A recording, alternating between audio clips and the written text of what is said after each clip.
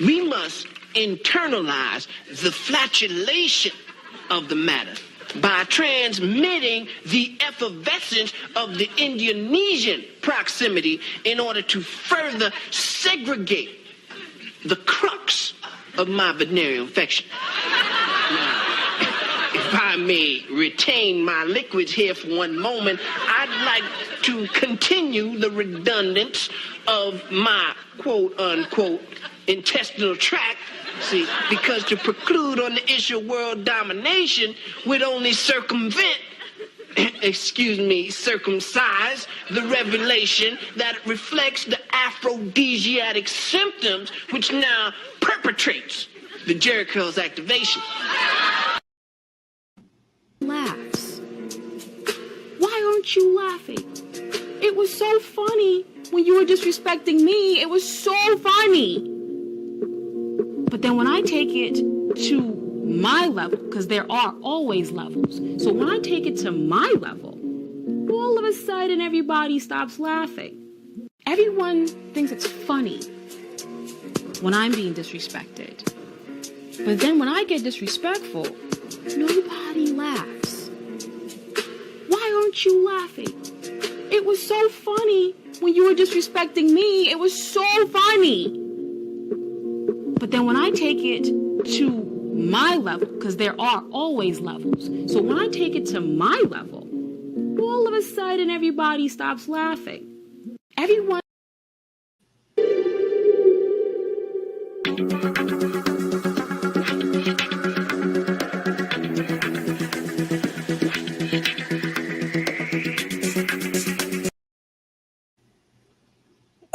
Good morning, good afternoon, good evening to everyone out there. First off, as usual, I'd like to say thank you to all of my subscribers and those who watch my videos. Welcome to the B Code, Alpha Female Talk. First of all, I want to address something. I stay out here in these YouTube and Facebook streets. I stay out here, because that's where the information is. That's where you get to actually view and listen to people's thoughts, their convictions, their opinions, and, the things that they support or do not support.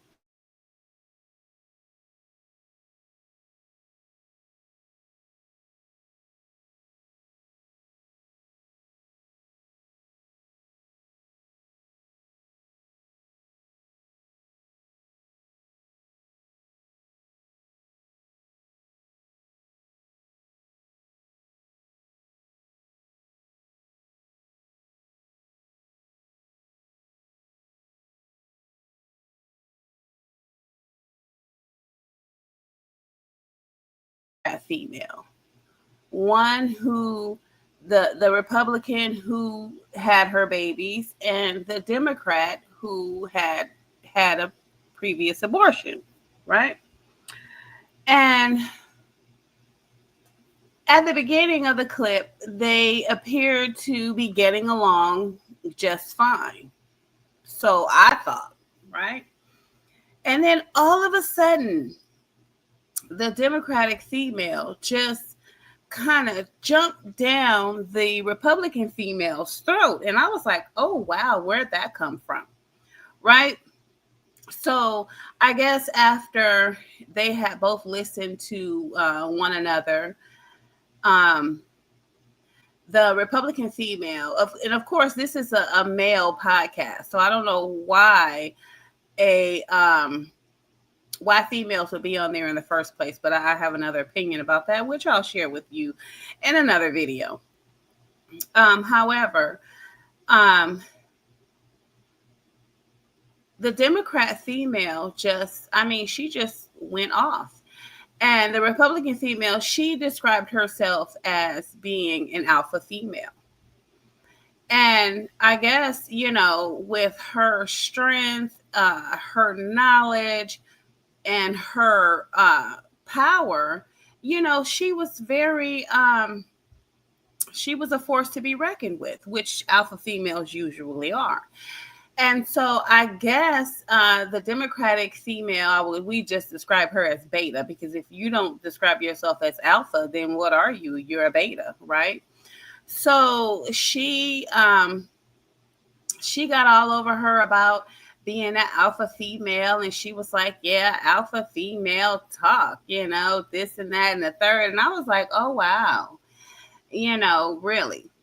Well, I just kind of wanted to give my opinion as to why, females, strong females, would particularly describe themselves as being alpha, right? Because I think there's a misunderstanding and a misconception as far as why strong women describe themselves as alpha.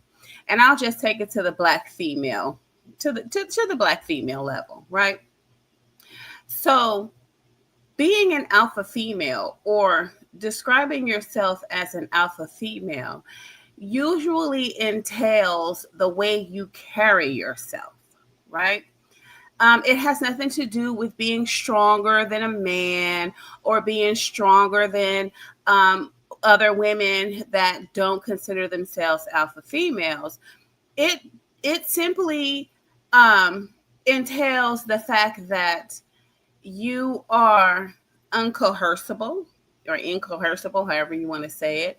You are strong in your convictions. You stand on business. You any decision that you make, or anything that you bring into your life, you have made a conscious decision to do so. Like I said, which means you haven't been swayed, coerced, convinced, tricked, hoodwinked, bamboozled, or anything of the sort, because you know what you want, you know what you will allow in your life, and you know what you won't allow in your life. So basically what I'm trying to say is that when you come up against an alpha female, just know that where we come from, or our standpoint is that when we see someone in need, we'll help. If we are attracted to someone, we'll go after them. If we see a situation that we can resolve or fix or assist in, we do so. So, meaning that anytime when you come up against an alpha female, if you think that you are in some shape, form, or fashion getting over on her, we pretty much beg to differ, because, sir, ma'am, we have made a conscious decision to allow you into our space. And 9 times out of 10, when an alpha female allows you into her space, she is pretty much there to help you. She sees a need that you have. She has the necessary resources that can aid you, assist you, better you, and help you overcome whatever adversities, vices, or different things that you have, as long as you have a willingness to listen and learn and follow instruction. So being an alpha female, like I said, in no shape, form, or fashion means that you're stronger than a man, you're stronger than other women, because we all have our strengths. However, the alpha female can cut you off and not give 3 fucks. Like when we let you in our space and we feel as if, hold up, wait a minute, I've helped this person, and now I just kind of feel like this person is being sneaky, vindictive, envious, jealous, and they're not here to really receive help. They're here to siphon off your energy, drain you, or try to make you feel less than. So, sir, ma'am, it's time for you to exit stage left, right?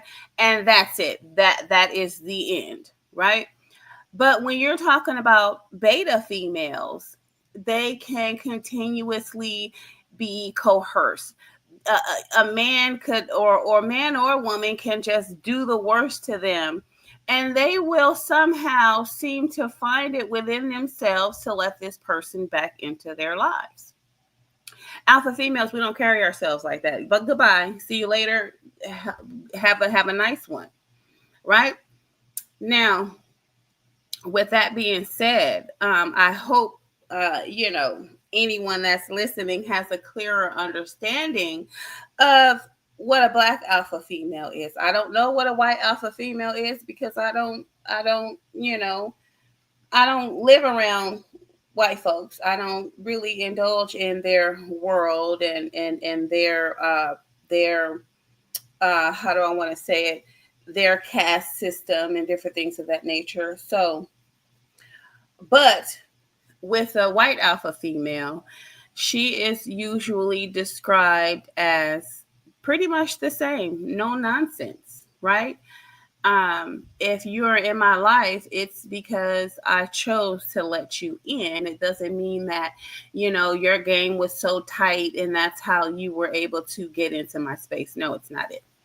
But anyway, and they also pretty much, the alpha female pretty much extended from the white female in high heels, short suit skirt, firm, the boss, everyone fears her and different things of that nature. But that's not with the black female. It's different for the black female.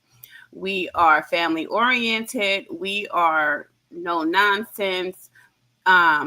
We stand on business. Not saying that that's not the white alpha female, but I'm talking about black alpha females. And we pretty much we kind of go it alone, right? We kind of go it alone. We won't allow a man to come in and try to get us to follow his program, because 9 times out of 10, when you're dealing with a black man, he has no sound direction. He will take you through turmoil and I mean everything and negative under the sun, while you're trying to pull away and go in the proper direction, I would say. So we just pretty much kind of stick to ourselves, do our own thing, and if we see people in need, we tend to help, right? But we have limits. So anyway, politics as usual. As you see how I spelled it, politics as usual. I wanted to remind y'all this is Alpha Female Talk, so it's going to be a lot of things on here because I have a strong opinion. So it's going to be a lot of things on here that people might not agree with, but I just want you to open your minds and see how I'm looking at things from my perspective, from an alpha female perspective, not from a beta perspective, right? When you're looking at things from an alpha female perspective, you eliminate the feeling factor. Right? Alpha females, we're not the feelings woman. We're not the emotional woman. We understand the emotional side, but we're not led by our emotional side. We're led by standing on business side. So let me say this. We always start with a definition. So what is politics? Right? So what is politics? And when I looked up what is politics, I'll go ahead and share my screen because, that's what I like to do. I like to share my screen. Here we go. So when we define politics, it says the activities associated with the governance of a country or other area, especially the debate or conflict among individuals or parties having or hoping to achieve power. Right? Give me a minute.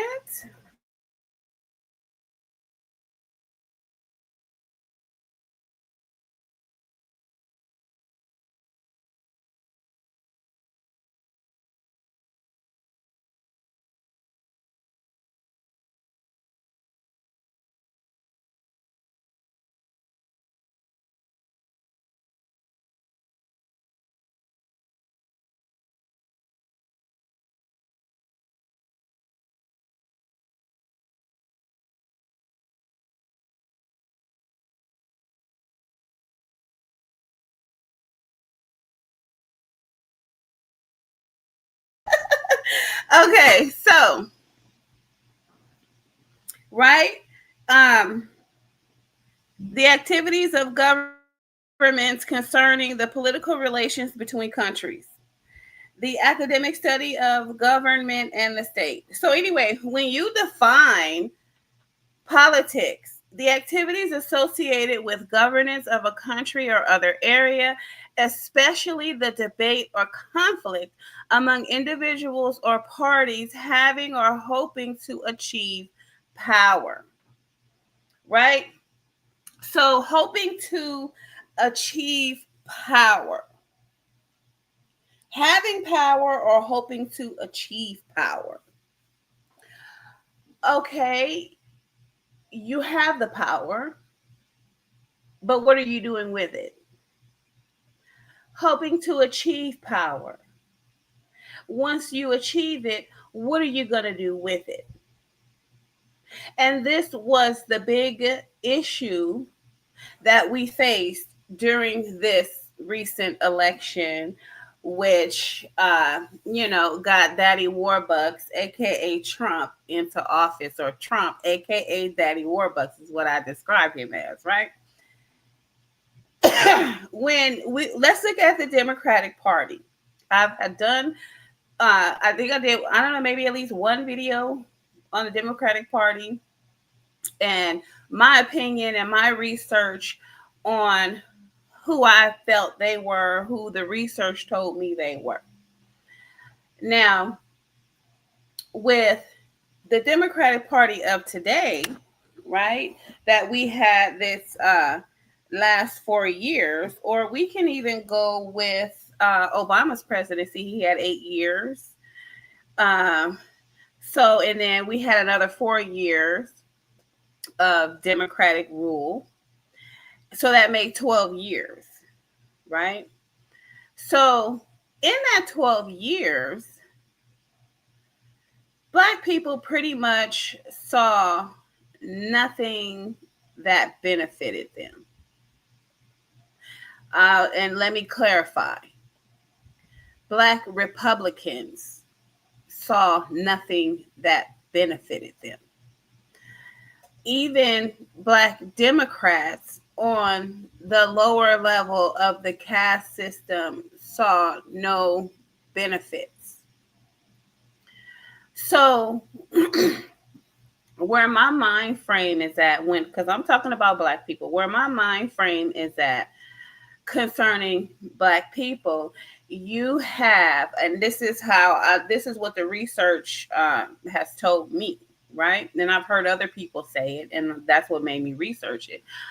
But the Democratic Blacks usually stemmed from slave masters, not slave handlers, but slave masters. So when you say slave master versus slave hands, people that work for the slave master, that impregnated Black women, there was a difference. So you have your Democratic Blacks that descended from slave masters. So, of course, they have money, they have some sort of status. So they resonated with the Democratic Party because that's ultimately the enslavers, the Democratic Party. And then when you have the descendants of the slave handlers, you pretty much just have an extension of that Democratic Party. Am I making sense? Hopefully I'm making sense to y'all. If not, use the alpha side of y'all and figure it out. So we have these Democratic Blacks that benefit when Democrats are in power. And I was having this discussion a few weeks ago, before, the elections and different things of that nature. And what I came up with is that even back in the day when we had when we talked about Black employment, it wasn't it wasn't with the general companies, the general stores, the general um, the general industry. It was in government. This is where you had your social workers. This is where you had your postmen and women. This is where you had, you know, people working in politics, Black people working in politics. So we would describe them as your Democrats. And so, in order for these descendants of slave masters to stay in their employment and have generational employment, they stayed with the Democratic Party. They pulled people to the Democratic Party. Now, here's the difference with that. These Democrats are educated, right? These Democrats have your bachelor's and your master's and your doctorates, right? They have these degrees. So they're smart and but they're with the Democratic Party. So in order for them to stay in power and help they have to help the Democrats stay in power, right? In order for them to get the higher level jobs, because let's just face it, um, Black people, yes, we get hired in these little in the other areas of the world, but to really feel of some significant value, Black people tended to want to be in government, right? Now, with that being said, one questions, we're all questioning, Black people are questioning. Black people that are not Democrats, that have degrees and have education and that have some sense about themselves, we question.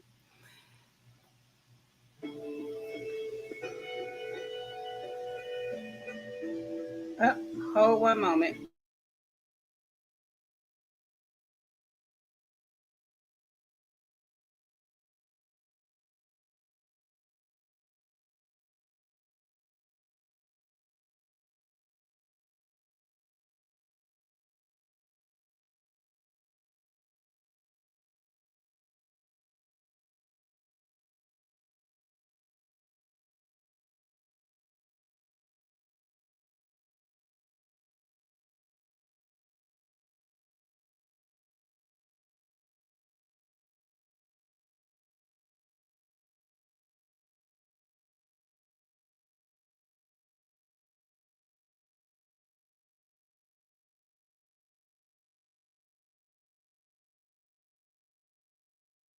Okay, so made me lose my point. Okay, so with that, okay, so we as educated Black people that don't support the Democratic Party, we're questioning why in all these Democratic run cities we have the worst crime, we have the worst illiteracy, we have the worst pretty much everything when it comes to Black people. So we have pretty much, well, I don't know, I guess a lot of Black people who were Democrats are starting to wake up. Like, they feel as if, hey, the time is now to recognize that Black people have been hoodwinked and bamboozled for a long, long, long, long time, right? Here's my opinion on why the education system with Black folks is so horrific. Because if you listen, if you listen to Black people that supported Kamala Harris, and not just Black people. Let me, I speak about Black people, but it's not just Black people. Because, when you hear people speak about Kamala Harris, and when you ask them what the fuck has she done, they can't tell you. Right? They can't tell you. An educated person, and a person with just some basic sense, we're not going to say common because, I already went over what common sense was, but just some sense about themselves, would, do some research into the person that, they wanted to vote for, and not pretty much the person, but where the policies, what do they stand for? What are they going to be doing for society? And so I attribute massive amounts of people of different races not being able to articulate any of her policies or anything that she has done that has been positive that warrants her becoming the president of the United States. They weren't able to articulate it, right? And that is because with the Democratic Party, you have your educated faction of them, and then you have your uneducated faction of them. The educated ones are going to vote for them. They know exactly what the hell it is they're voting for. But then when you have the uneducated faction of them, they just know just to vote for Democrat, right? Vote blue no matter who. Well, I say vote red even if they want them dead, right? When I look at the Democratic versus the Republican Party, let me tell you the difference that I see. And I'm just going to give it to you. I don't like to sugarcoat anything. I'm just going to give it to you how I see it, right? I see the Democrat Party made up of immigrants and Black people who have slave mentality. Sorry if I offended anybody. Now let's look at the immigrants, right? You got Chinese, you got, well, let's just Asian. You have, I guess we'll say white people that come from other countries. What is that? Norway, Ireland, places that are not a part of the United States, but they look white, right? And so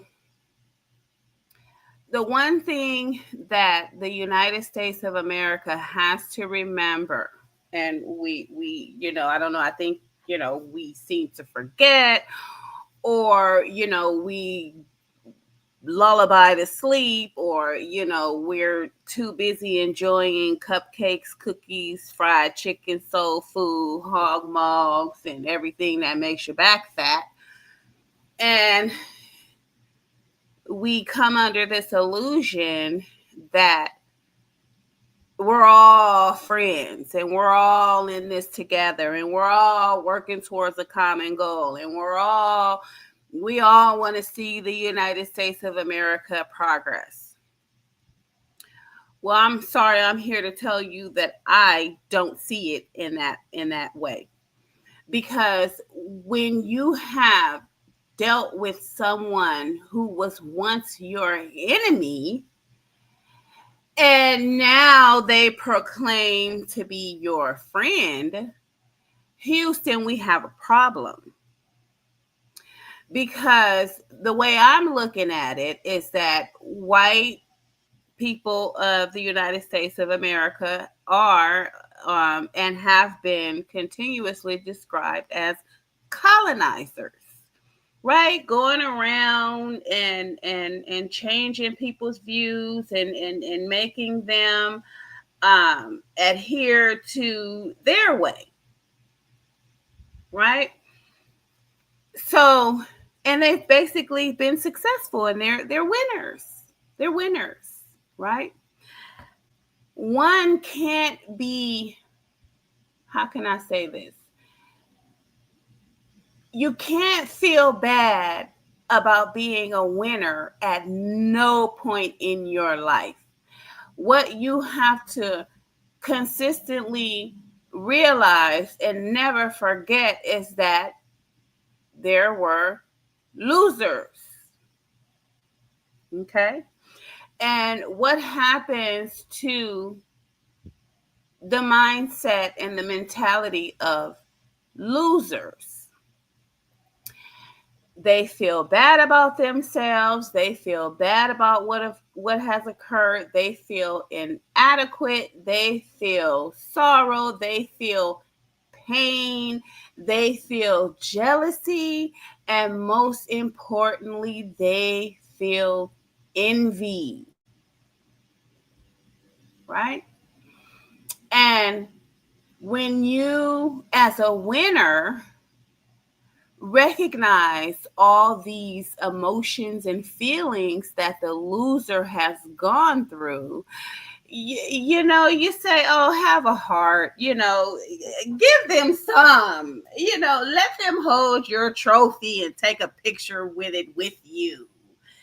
I don't know, let's share back some of our winnings, and let's just, forget the fact that, you're a loser, and let's just all live happily ever after. Bullshit. Right?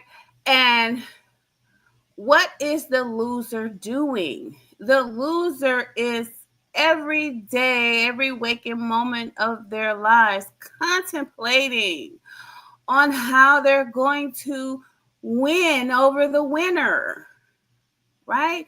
They're going to fake it. They're going to smile. They're going to laugh at your jokes. They're going to help you do the things that you need to do, all with malice in their heart, right?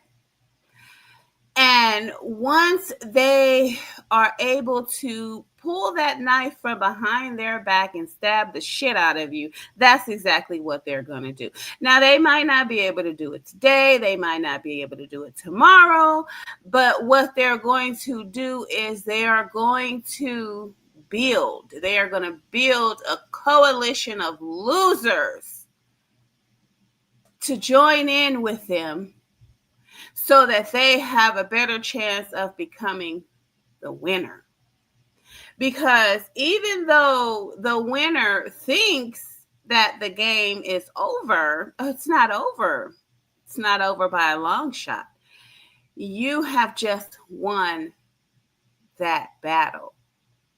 But there is a constant war out there, because the loser is going to be trying to win other battles that they feel need to be won, right? So when I think in terms of the Democratic Party, I think of a bunch of losers, that are in the United States of America, trying to bring it down, trying to destroy what, I don't know, I would say foundational white people have won and built up. The United States of foundational white Americans who have built this country, with helping hands,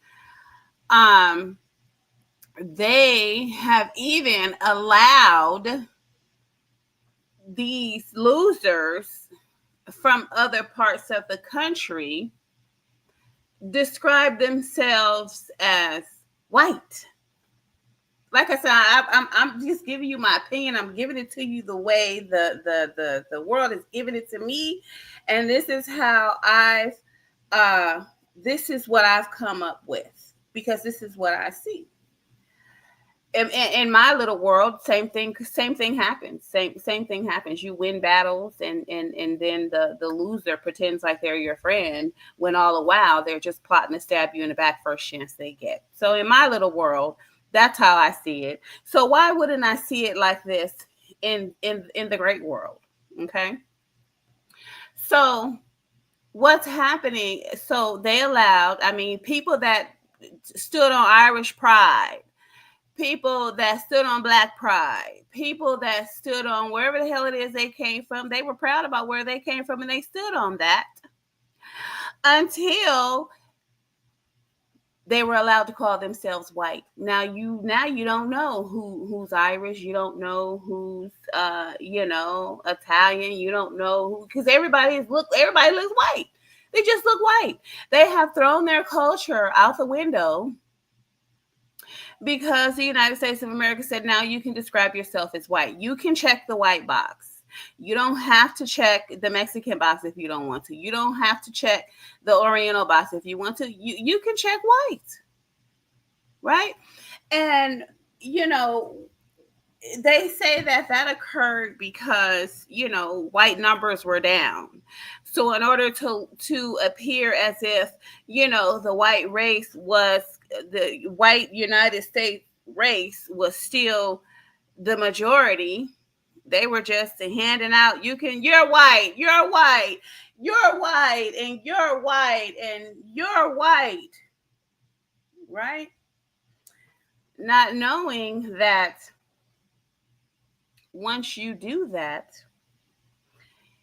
you have lost track of your enemy. That's just like saying the girl you beat up down the street, who was just an acquaintance, or she could have been a friend, and y'all had a disagreement, and you beat her up, and now you feel bad at being a winner, that now you're going to allow her to be your friend again, and then you're even going to describe her as your sister. No, that is an enemy. You beat her up, she's a loser, you're the winner, and now you want to let her into your family, and you're going to call her your sister? No, her every waking moment is going to be, how can she fucking fuck your shit up and destroy everything about you, all while smiling in your face?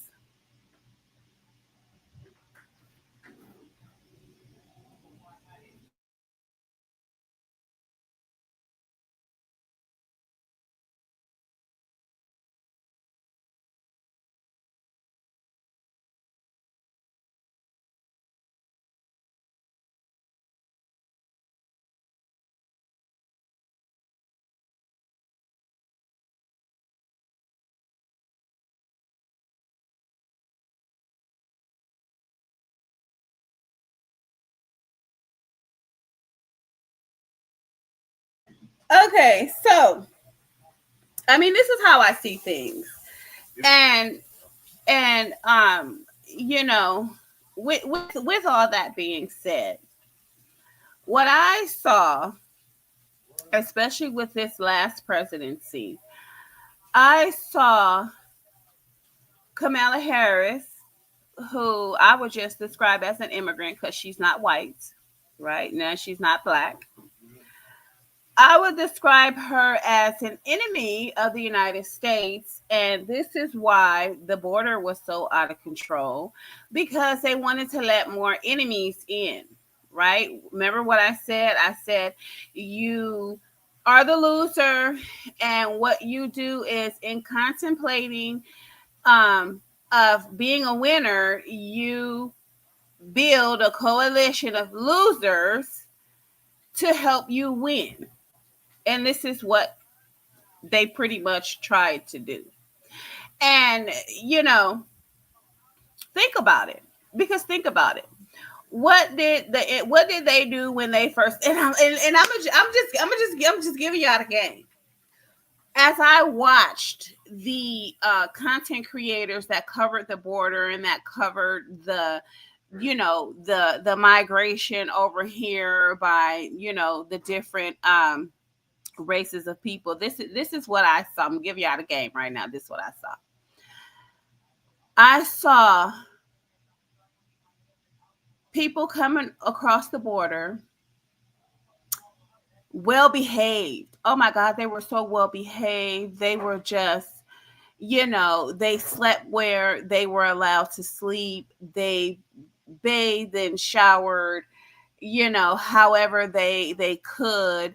They got free clothes. The people were handing out water, food, and clothing items and toys and different things of that nature to their children and them. And they were just, oh my God, oh look at all these people in need.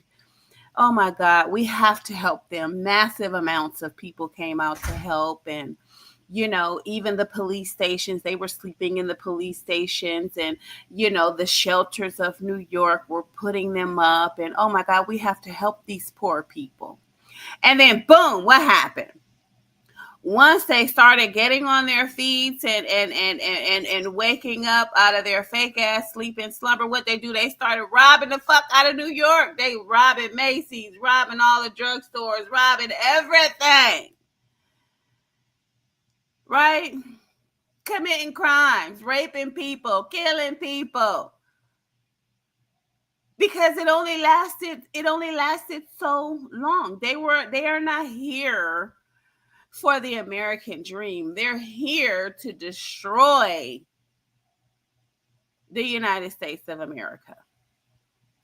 You got losers that are angry because it stems way back from when they were colonized and lost whatever battle they had with the United States of America.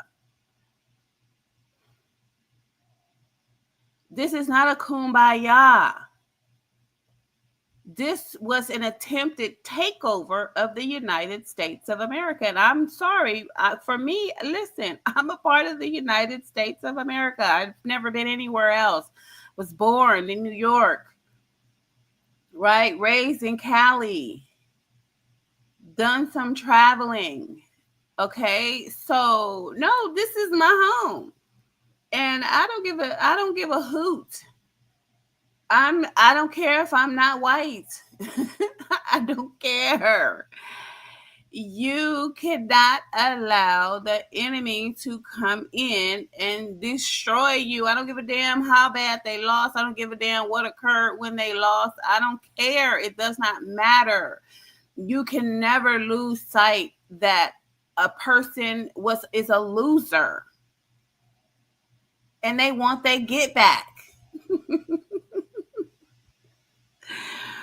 They want their get back. Okay? And I'm sorry, the great people of the United States of America, Republicans who stand on business and who really stand on education and who really stand on family values and who and stand on your Christianity. The United States of America was built on Christian. Stand on that shit 24/7. This is not about feelings. This is not about emotion. This is not about poor people. God damn it, we got poor people. We got poor Americans. So why the fuck would you feel any more remorse or regret for motherfuckers that's not Americans than you do for Americans? It makes no sense to me. So now let's look at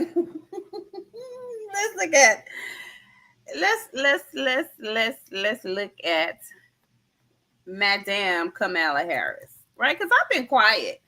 And I'm not one to kick a person while they're down, right?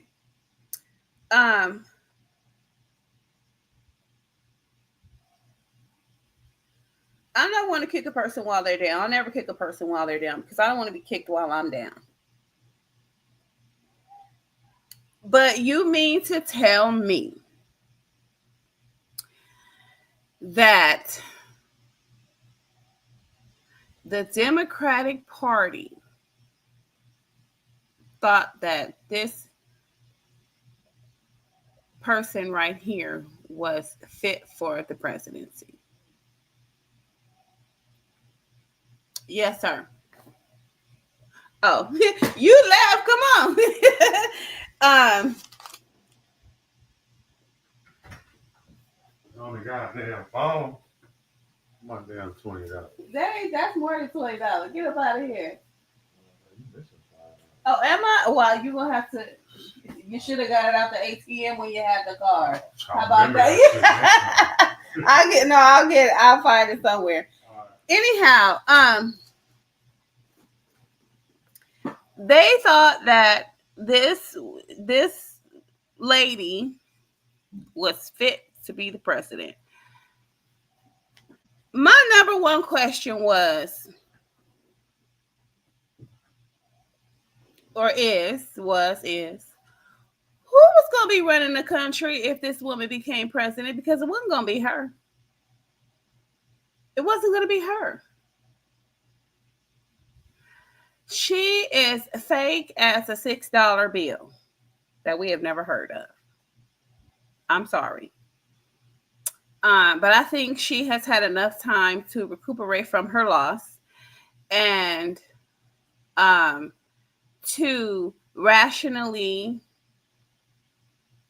think about, I don't know, what the American people have to say about her. Because in my opinion, she brought out the descendants of slave handlers to try to help her with this election. I don't know, the Cardi B's, the Megan Thee Stallions, the Beyoncé's, the Eminem's, the everything that foundational Black Americans are not, right? Because the number one thing that foundational Black Americans stand on is we stand on education, right? Education first. You're going to do what these educational requirements first, and then you can go pursue your dream of becoming a rapper, ma'am, a singer, ma'am, a ballerina, ma'am. Because when you get old and your body is no longer fit and new rappers and singers come up, you're going to be living off residuals, right? You're not going to be in the limelight anymore. And this is what, and I'm just saying, because this is what happens when, we pursue dreams of entertainment, right? Pretty much you become some old hoe trying to make a buck off your song or make a buck off your rap or stay relevant, right? But if you get your education, that is what you ultimately have to fall back on, right?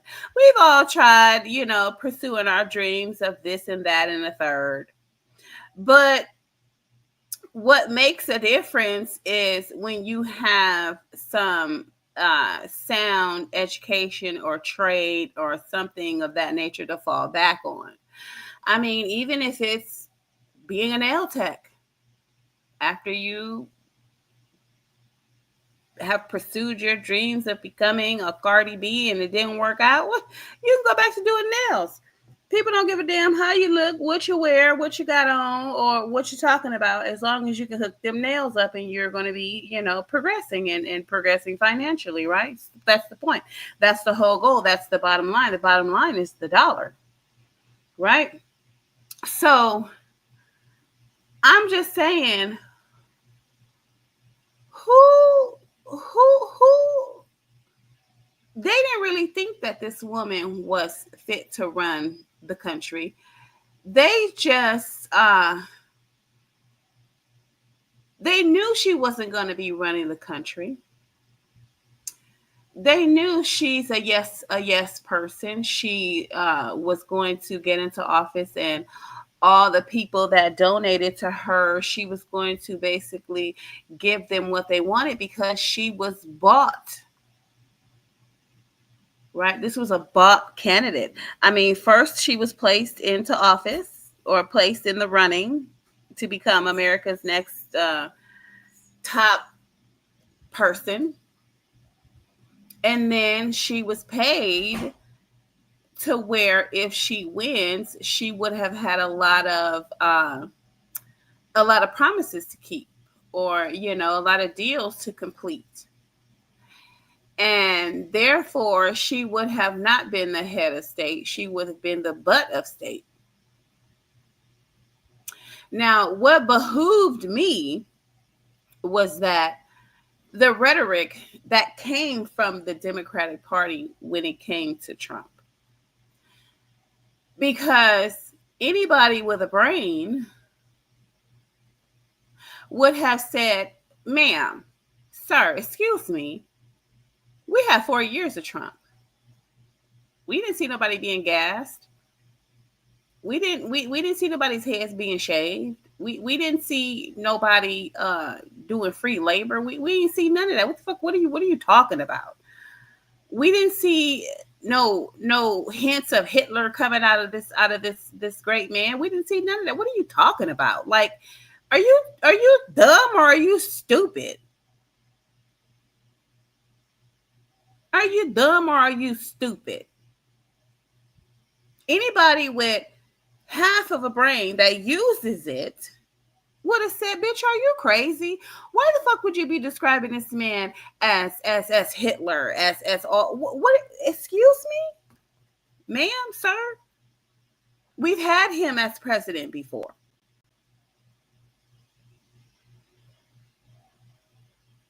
So the reason I'm saying this is because this is why you're a loser. Because you thought that foundational white Americans and foundational black Americans were stupid. You thought that we were stupid. You thought that we were all high and drunk and fucking. And that's not what we all doing. Right? You thought that we were so stupid that we were going to listen to the rhetoric. You thought that we were so stupid that we were going to be hoo-ha, hoo-raying because you had Megan Thee Stallion performing at your rallies. You thought we were so stupid that you actually thought that we respect people like rappers and singers. You actually thought that not that we don't respect them, like not that we don't respect them as people, not that we don't respect them as hardworking people. It's not that we don't respect their talent. We don't respect their ability to entertain. Megan Thee Stallion, that bitch is sexy, right? That she, to me, she got it going on. But that's not who I look up to, ma'am. That's at night when I'm at the club or I'm chilling at home by myself, or maybe I'm riding down the street. Maybe I'll listen to some Megan Thee Stallion. But that's not who I've built my foundation on. That's not who I've built my personality on. That's not who I've built being a black woman on. Right? So why would you think that would be? I felt disrespected. Personally, I felt disrespected. Because for me, I was like, ma'am, wherever I got my degrees from, you don't have one. It's not higher than mine.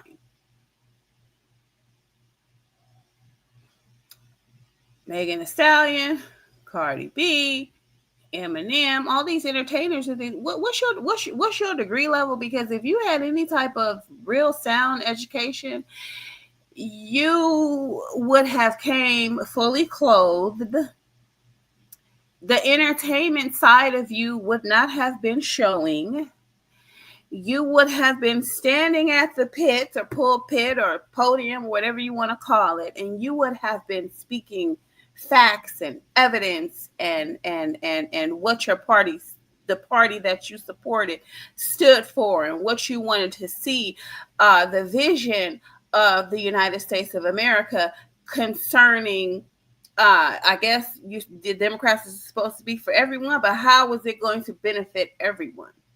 Right? I ain't seen none of that. Right? I don't care about how fat your butt is. I don't care about your camel toe. I don't care about what you singing. Because last time I checked, I have made no money off of listening to Megan Thee Stallion, Eminem. As much as I love music, right? In this day and age, I've made no money off of entertainment. None, not a dollar. So how was putting those people in the forefront of what the Democratic Party was supposed to stand for?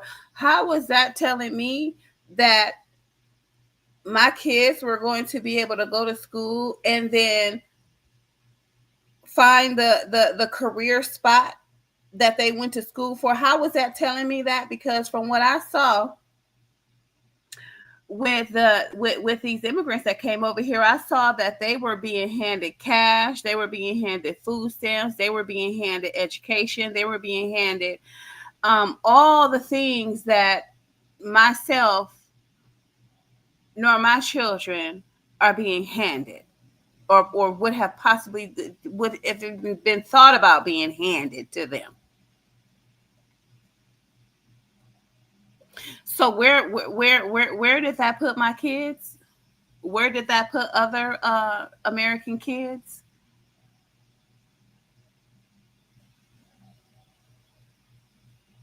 It put us in a losing battle.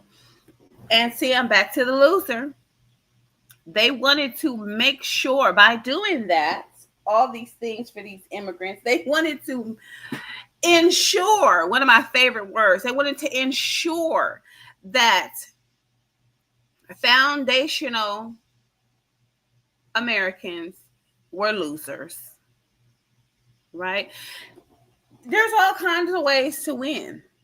There's all kinds of ways to win. There doesn't have to be this big standoff. There doesn't have to be this big war. There doesn't have to be this big these big things that said, oh, you're a winner, you're a loser. No, there's other ways to win. And by putting immigrants in jobs and things that in education that's supposed to be really for the American people, that will automatically make American people lose. Right? Because what was happening, we was losing in the grocery store, we was losing at the pump, at the gas pump, we was losing in education, we were losing after education, we're losing with our degrees, we're losing with everything that is supposed to be the American way. We're losing in religion. We got 17,000 religions, right? We got a bunch of people that have brought a bunch of losers together collectively and created religions, and now they've taken over the world, right? So now it's a bad thing to be a Christian, it's a bad thing to be a Muslim, it's a bad thing to be an Israelite, come on people. And that is because the United States of America, I think, got into their feelings instead of standing on business. Right? Instead of standing on business. So with this young lady right here, with this young lady right here on this screen, like, were y'all serious?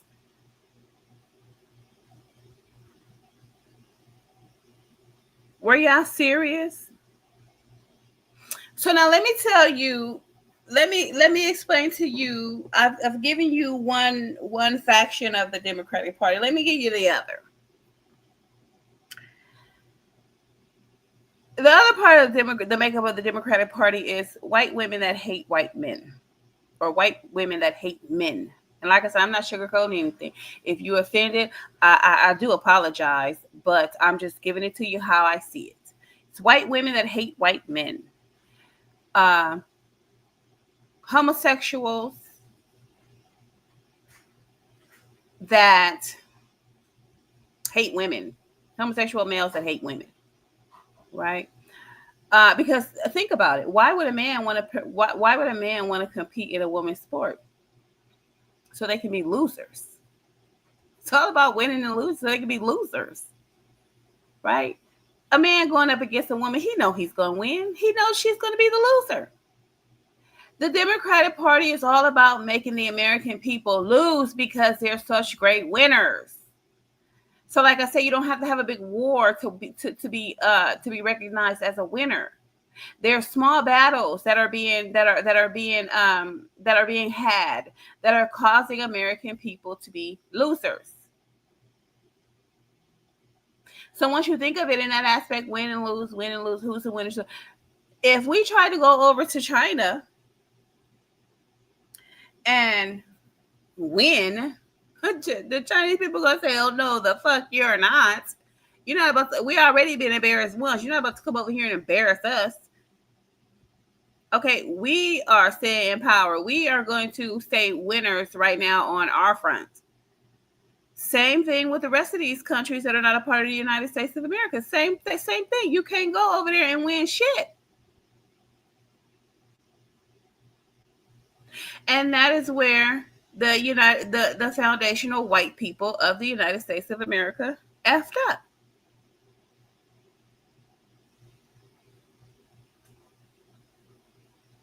You didn't keep people in their place, like the Chinese, like the Russians, like the rest of these other countries. They keep people in their place. You ain't coming over here, you ain't running shit. You can prosper, but when it comes to your face being on the TV, it will not. It will not. Right? When it comes to you making decisions for this country, you will not. Sorry, sir, ma'am, but you got the United States of America. Go over there and make and help them make decisions, but not here. Right? And this is how Russia and China and Japan and different things like that. This is how they keep their culturalism and their whatever religion they do or don't have, or whatever they don't want to allow. This is how they keep their shit straight and firm. They say, fuck all that kumbaya shit. Fuck you, kumbaya and kumbaya's siblings and offspring. This is what we do here, and it will not change.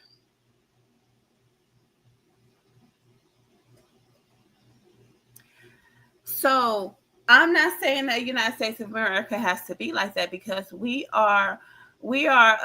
a gentle nation. We're a giving nation. We are we are a nation that we want to see everybody prosper. It doesn't matter whether you're black, white, Oriental. It doesn't matter whether you're Hispanic, Italian. It doesn't matter, right? If you want to come over here to help us win, we welcome you, right? But the fact of the matter is that is not what's occurring. They're not over here to help us win. They're over here to help us lose. And one of the ways to help us lose is to become the majority. Why do you think so many immigrants were allowed in such a short time? Because that was to ensure the Republican Party's loss. And if you couldn't see that, you're a butt fuck. I'm sorry. I saw that as soon as they started migrating over here. I was like, oh shit, these motherfuckers are open the border because they hope that these people are going to be able to vote, which will secure the Democratic vote, which will secure them another 4 years of this fuckery. And I am so glad that foundational white people saw that and was like, no, the fuck you're not.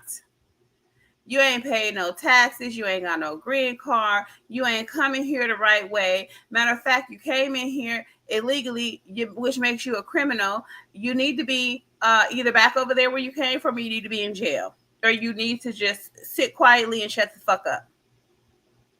3 choices: go home, go to jail, or sit quietly and shut the fuck up. And they tried it.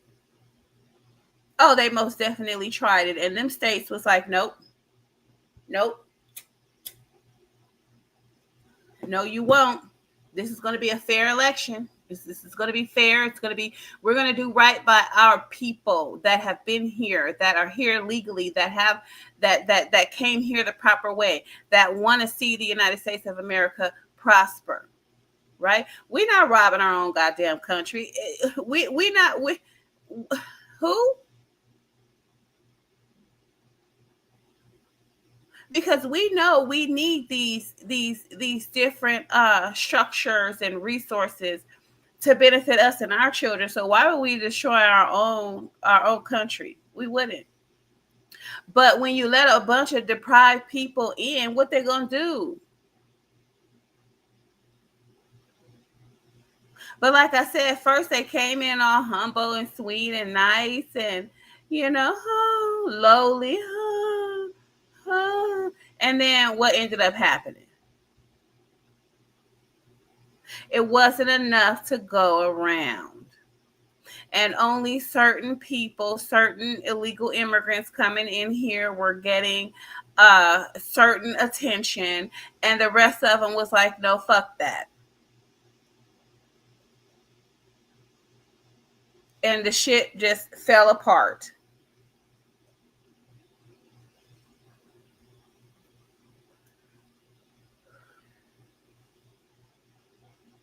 So who, what, when, where, why, and how did the Democratic Party think that this? I would have been more respectful of the Democratic Party if they would have had a late primary, or if they would have, whatever you call it. I don't know much about politics. I just have that third eye.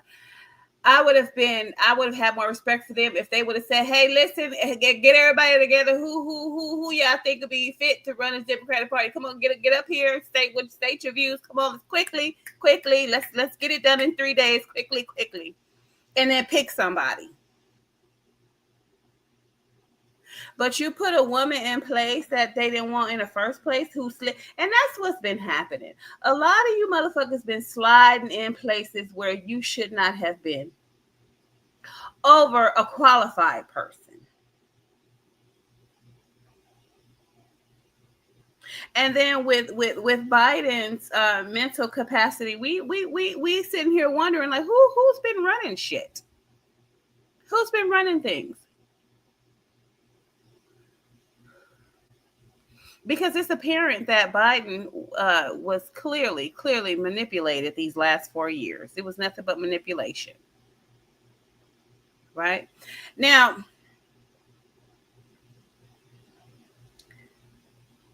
while I have been out here in these YouTube streets, I wanted to, I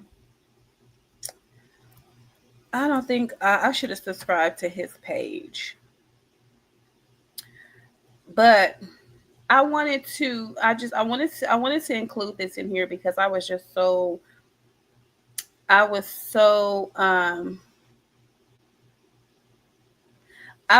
disheartened at the turmoil that transgenders have been going through, because this is another lie that the American people have been telling us.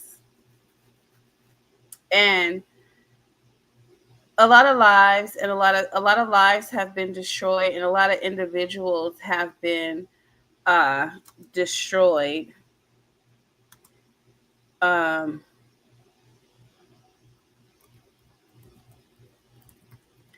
And this the truth must come out, and they want to get it out, and I want to help them get it out, because these stories were so horrific. Let me see if I can pull this video up. I wasn't intending on going here, but I'm gonna go here because you have a lot of lies that have been told about the transition. You have a lot of I don't want to say this. I don't want to say consequences or repercussions. I want to say a lot of horrific side effects about what has taken place and how these people are suffering in silence. The people that decided to have these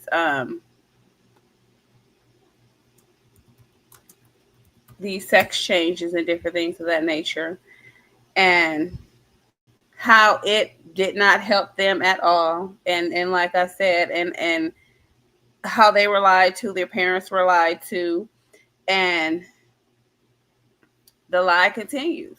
And how they were even forced to not say anything. But luckily we have social media, and oh, that's funny. How we've just ignored, we've ignored things that have occurred.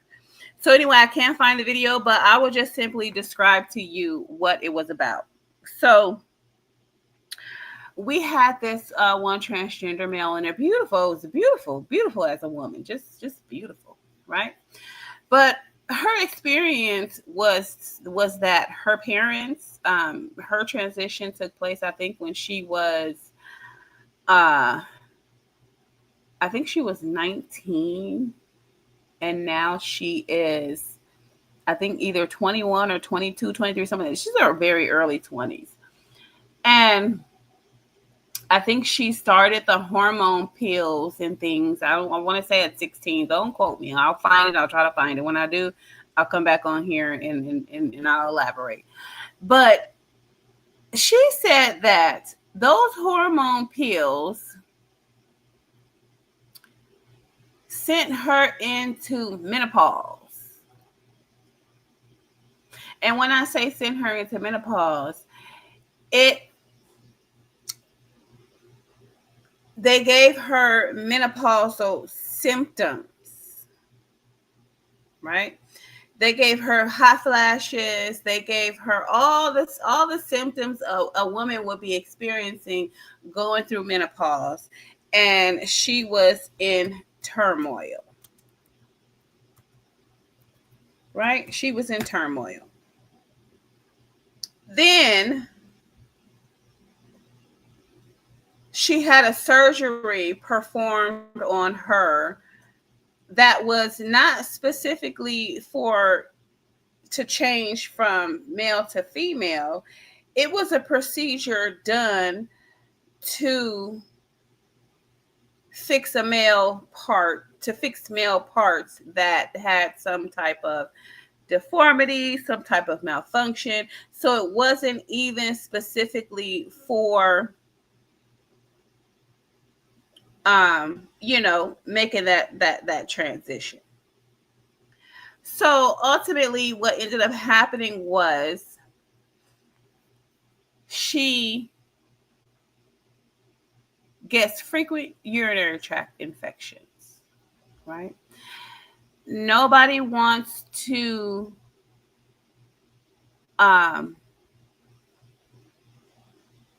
no, her surgery was for women who had difficulties, vaginal difficulties and different things of that nature.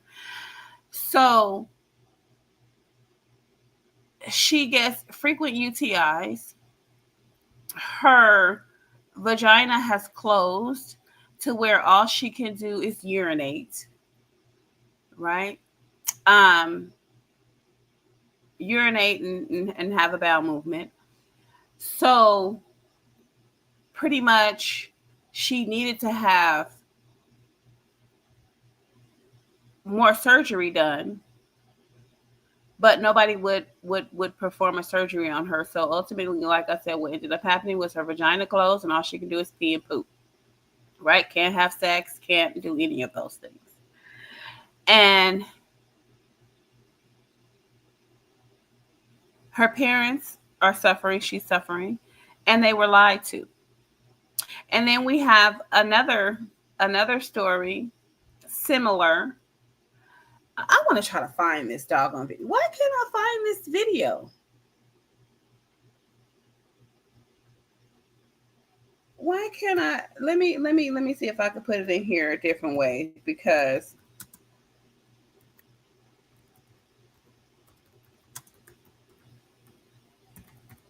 let me see if I can find this video. I should know. Why didn't I should have subscribed to the page. Why wouldn't I do that? Why didn't I do that?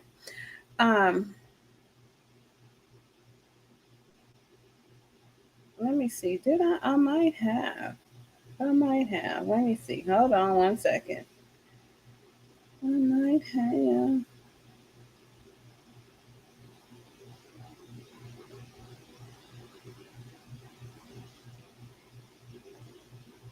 Hold on. Oh, I'm starving. Okay. Let me see.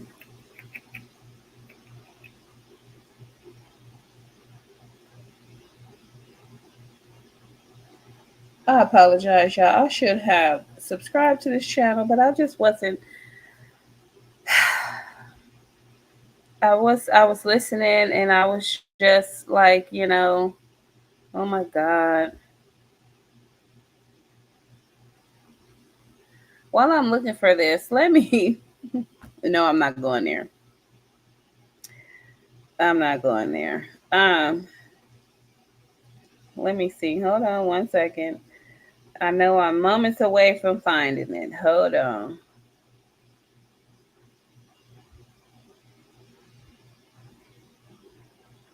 But it's a scam.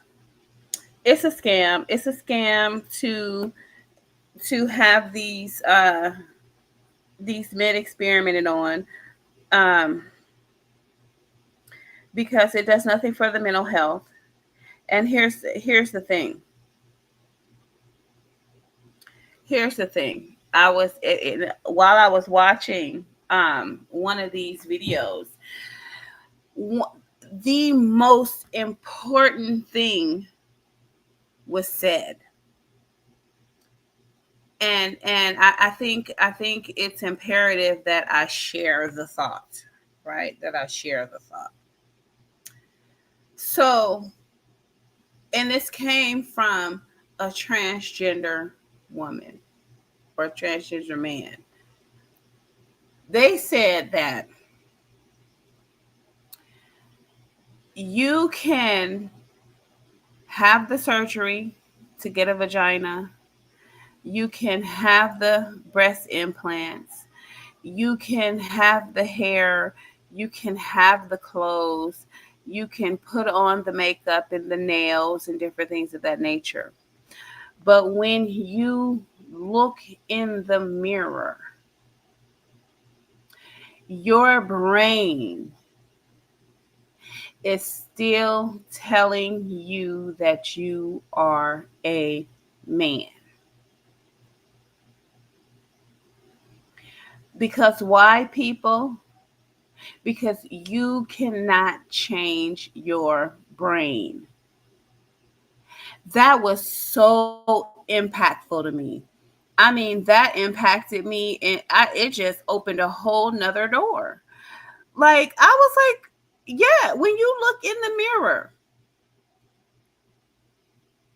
you see a woman, but your brain is still telling you that you are a man.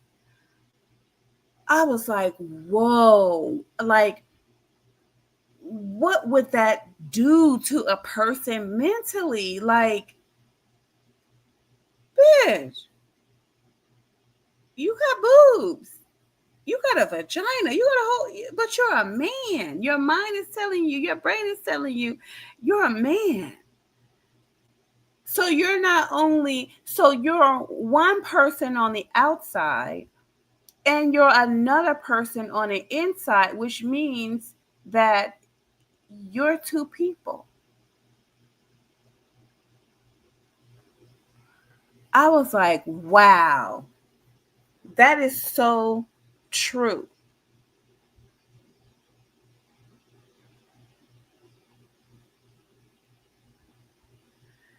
So I found one, but it's not the one that I looked at. But hopefully, maybe this one will lead me to the other ones. But anyway, I want to listen to this, and this was a year ago. So this was just a year ago. Let me pause. Let me pause. So this is Times Radio. I hope I don't get yeah. But anyway, we're gonna go ahead and listen. I'm not, we're gonna go ahead and listen. I'm sorry, y'all. I should have had my shit together better. But anyway, like I said, it was just something that came to me because this is a part of what the Democratic Party pretty much stands for. So it all comes together. Like, what are we doing? What are we doing here? Right? We're being we're being made out of fools.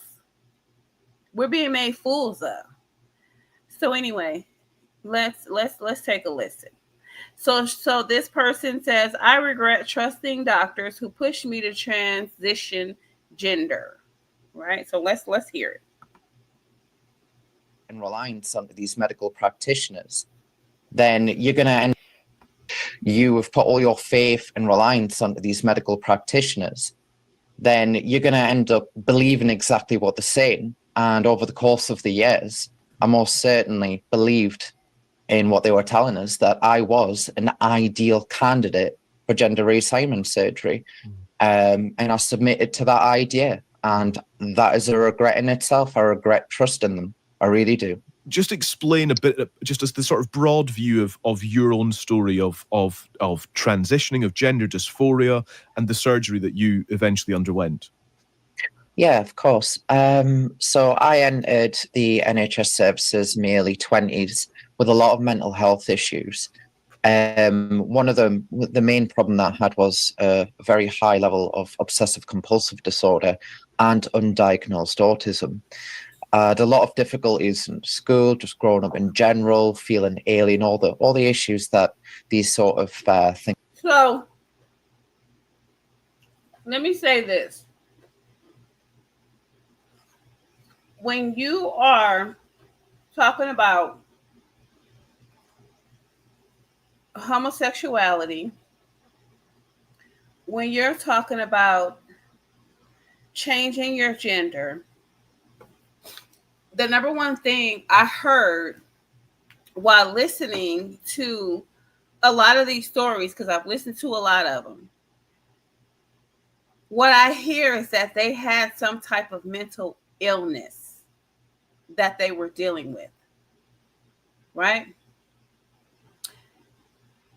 And people will swear up and down the DSM-4 was changed and the DSM-5 concerning this, that no, homosexuality is not a mental illness.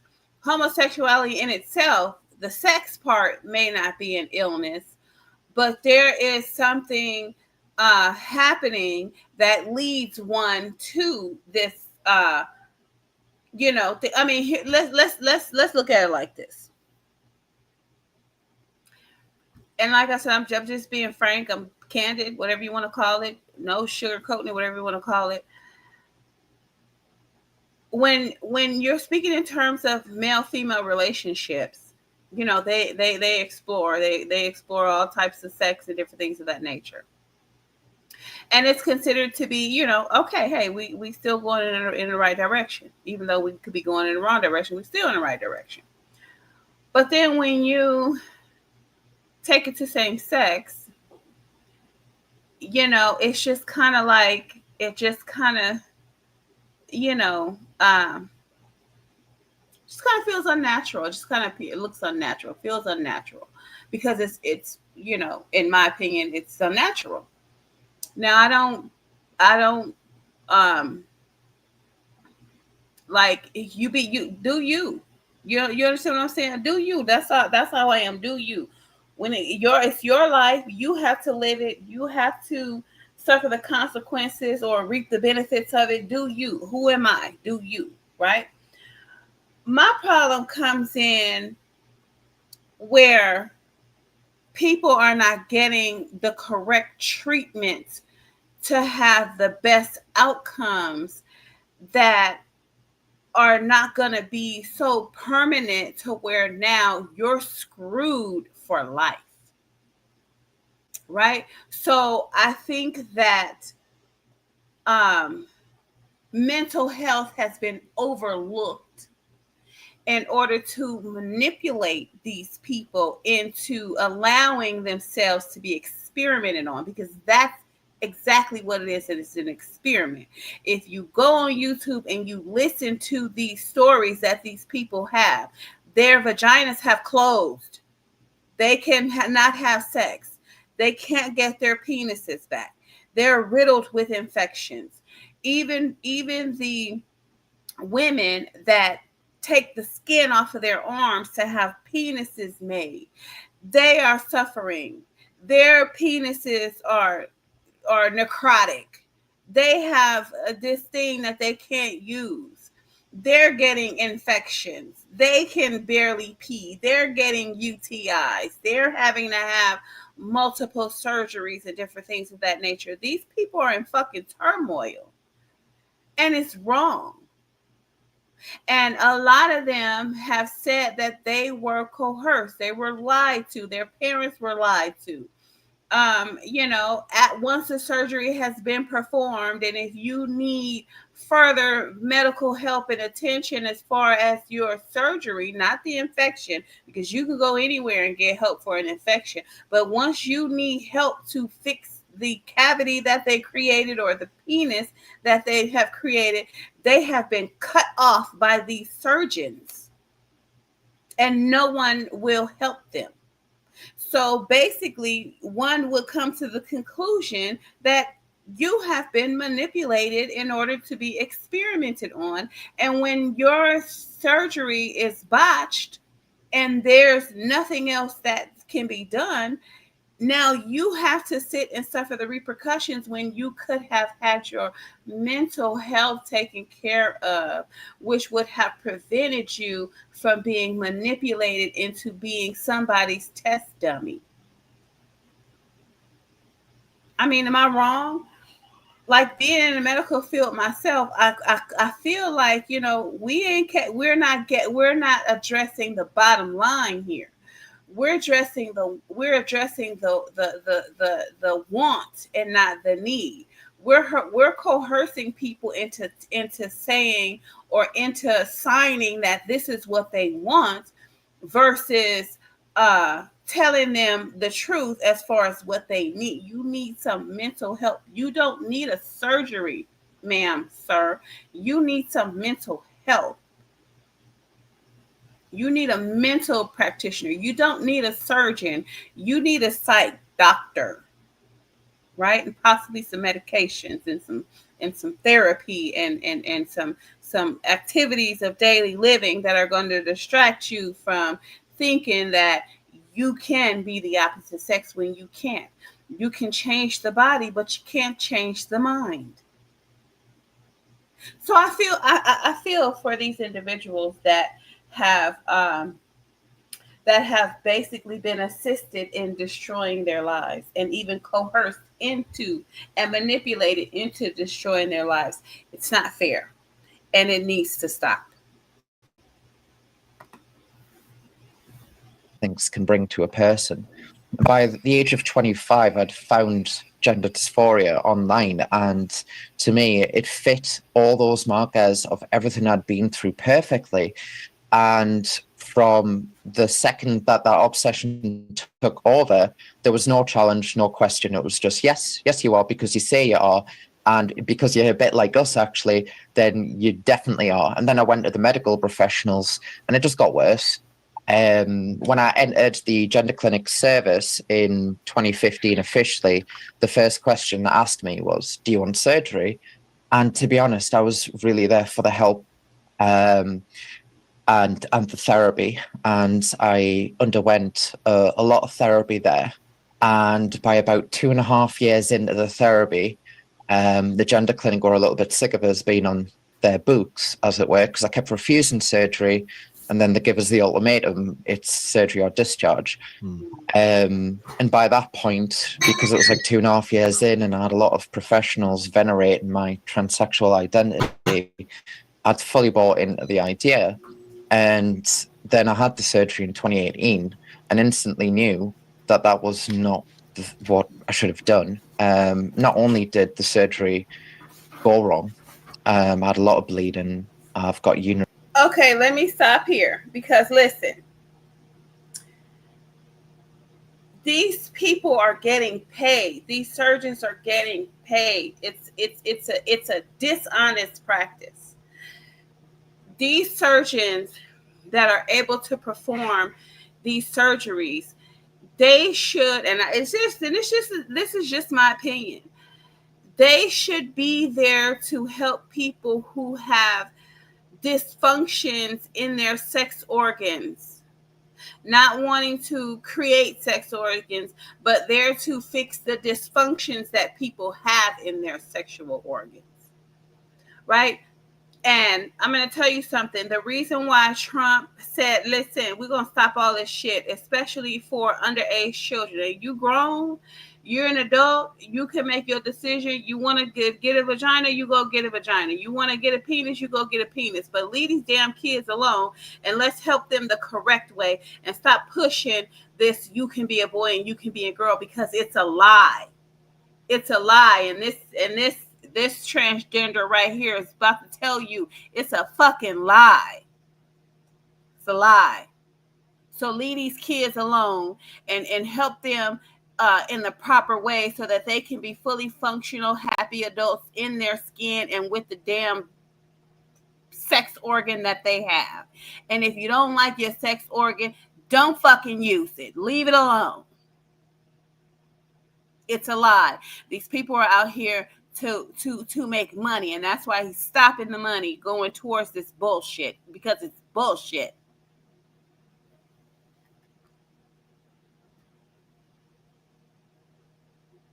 I'm gonna back it up a little bit. The surgery go wrong. I had a lot of bleeding. I've got urinary issues, pain, and I believe that to be like extraordinarily rare. But when I started recovering, I realized that there's a lot of people like this, and we're just kind of getting silenced off. Y'all hear that? She said there's a lot of people like that, and they're being silenced. They're being silenced from saying the truth. And this is your Democratic Party. This is your Democratic Party. Republicans is like, listen, you got a dick. You sorry, you have to stick with it, sir. You better make it work. You better make it work. But you ain't cutting off your penis. What are you cutting off your penis? You're cutting off your you're cutting off your legacy. Now you can't have no goddamn kids. Now what you gonna do?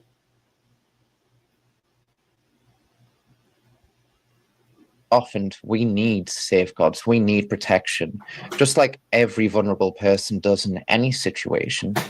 And that's a synopsis of my story. Thank you for that. That's so helpful, because it does just sort of lay a bit of a foundation for discussing these sorts of issues.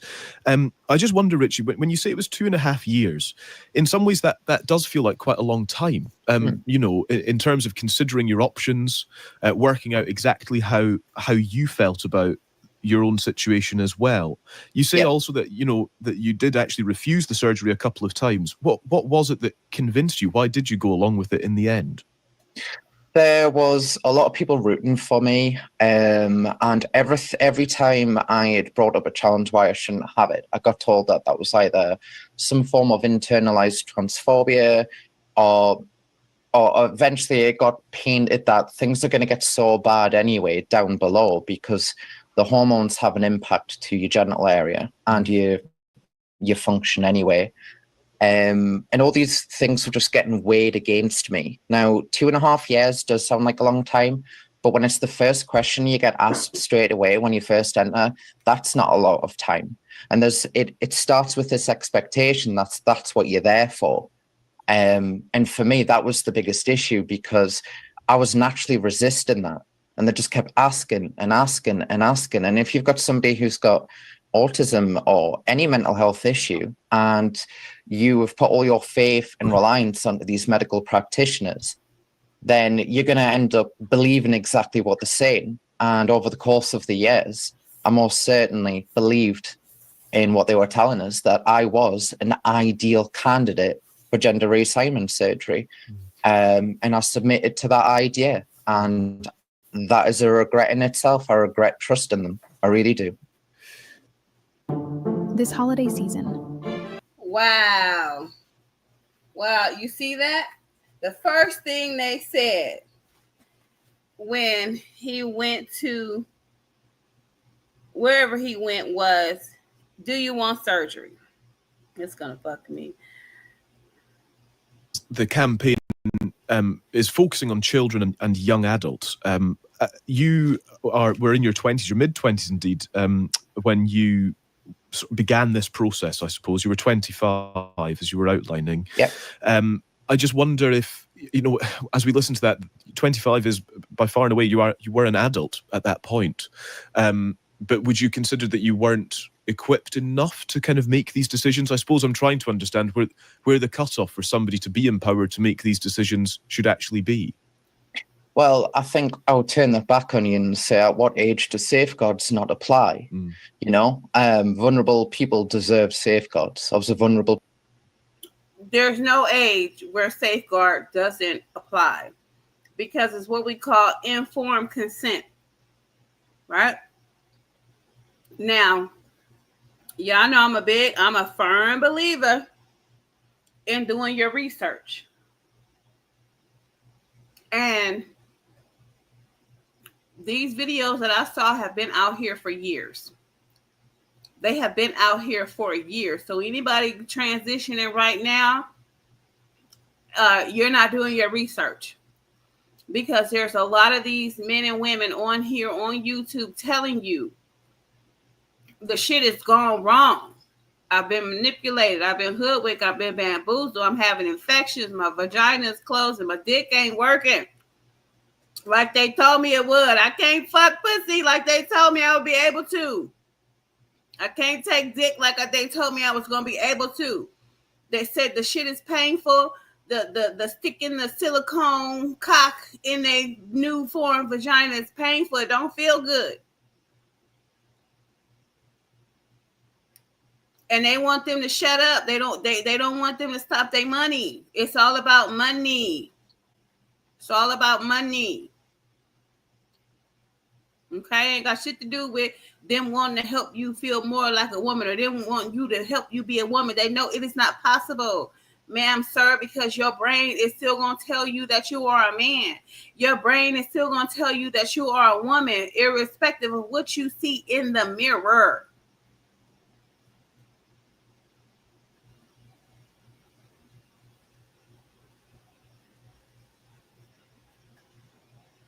Person, and I did not get the safeguards that I deserved. That's what this is about.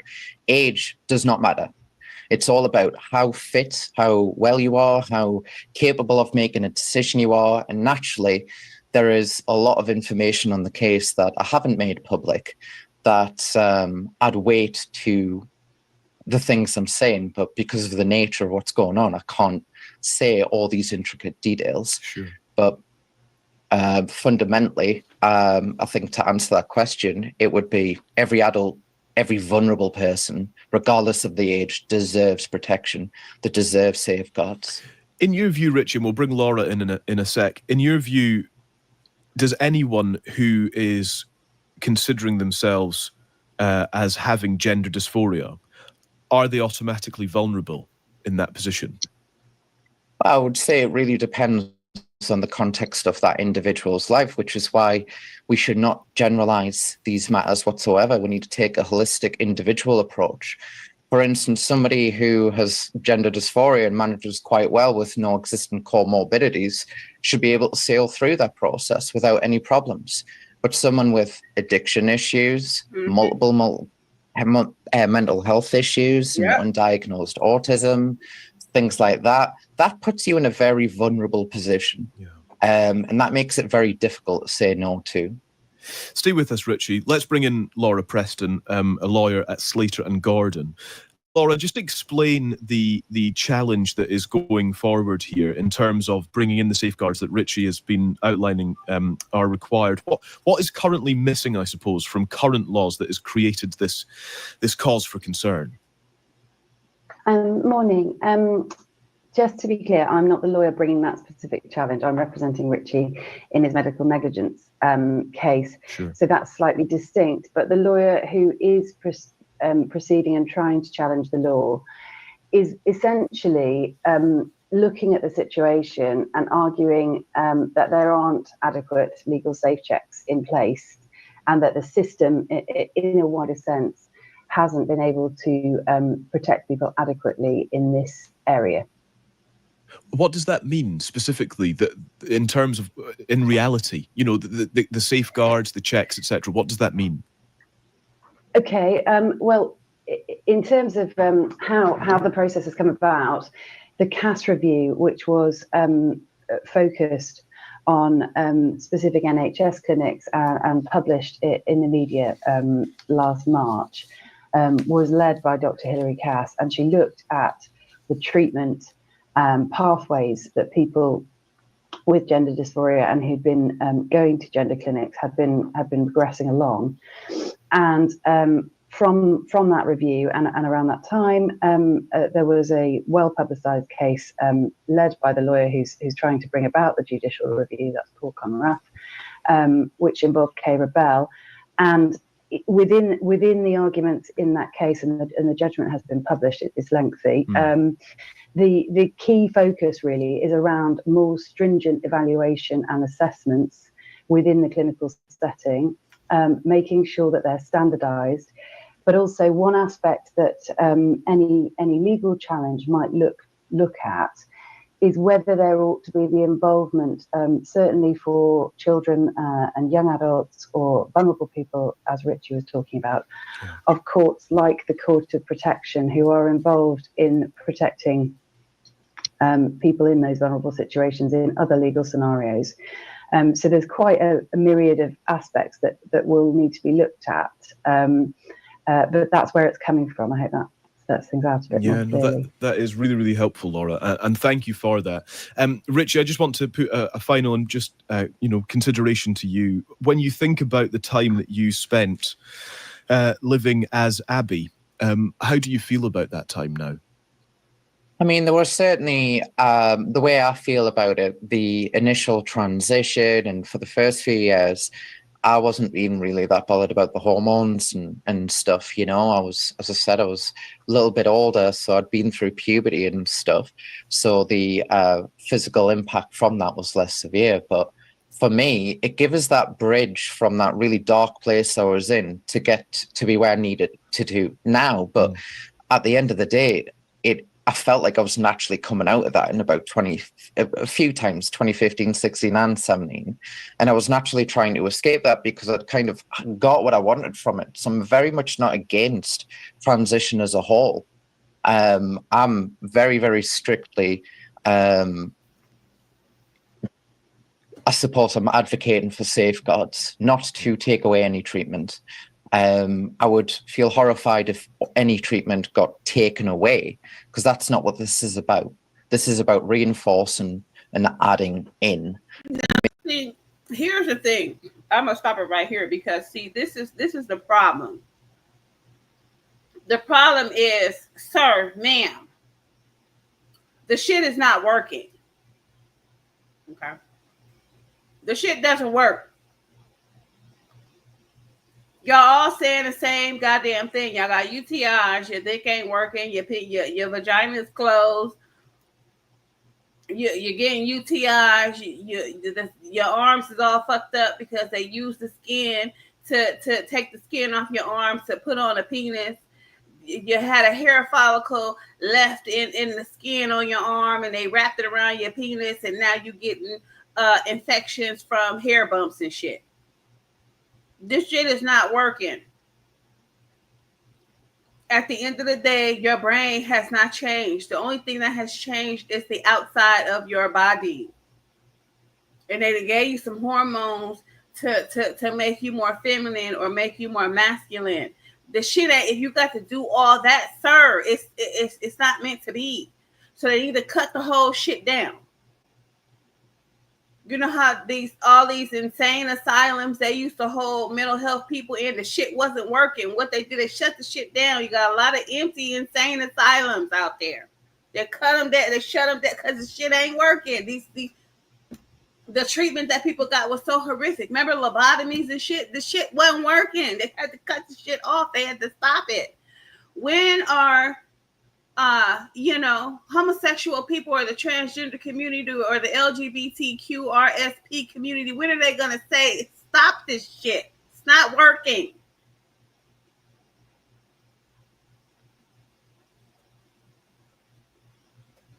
It's not working.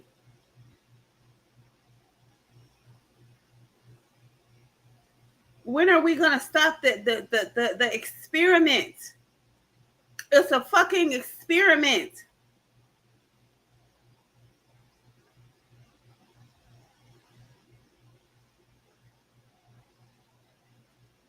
And now they're even moving into these men that have changed into women, thinking that they can breastfeed. This shit is getting out of control. Is this what we want the United States of America to be about? Transgenders, and you can come over here and get your dick cut off, and you come over here and get a dick? That's not health care.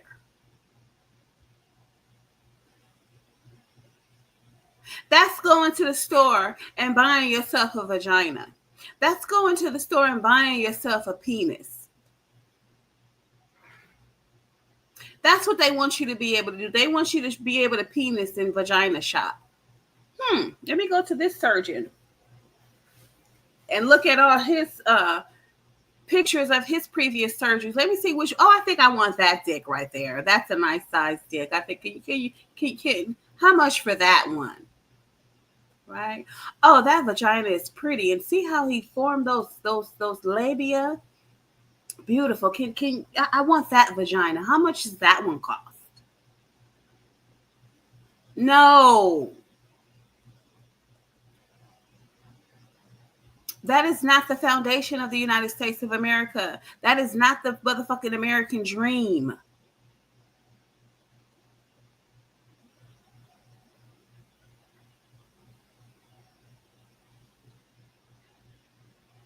When are they going to wake up and realize they're being lied to? When are these people in the LGBTQ community, when are they going to start telling the truth?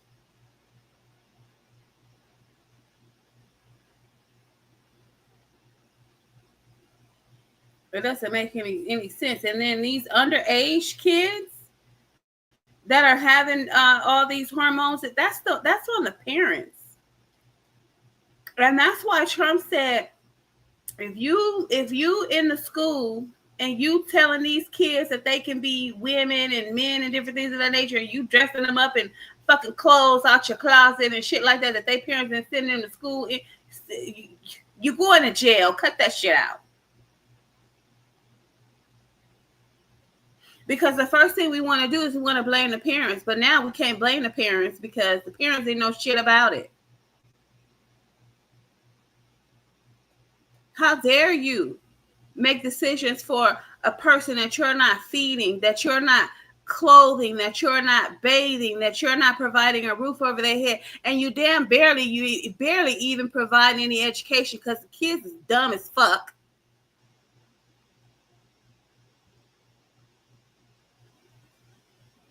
What is going on? We don't even have, if it came down to it, we wouldn't even have enough damn sense to recognize who our enemies are. We don't even have enough survival sense.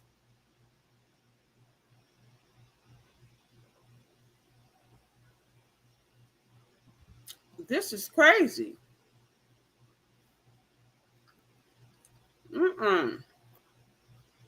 The hell? And y'all wanna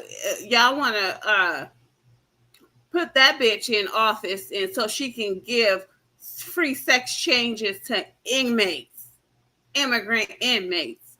So not only did she bring them over here to vote and take our jobs and our places to live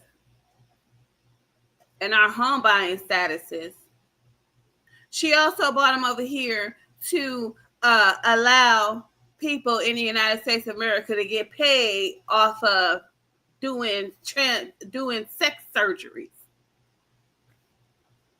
Huh. Nuh-uh.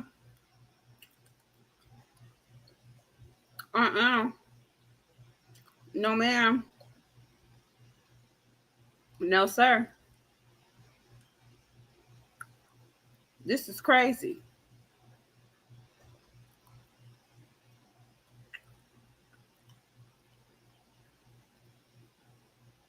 Let's listen to this one. This would no, well, let me look. I think I have to click on these videos enough time for my the channels that I was seeing to come back up.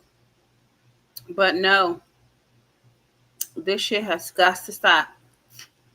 We're turning into a society of LGBTQ and chicks with dicks and niggas with vaginas. That is not what United States of America stands for. No, ma'am, no, sir. We're being turned into a goddamn sideshow, a joke, a circus. People gonna start traveling here to see all of the freaky shit we got going on over here.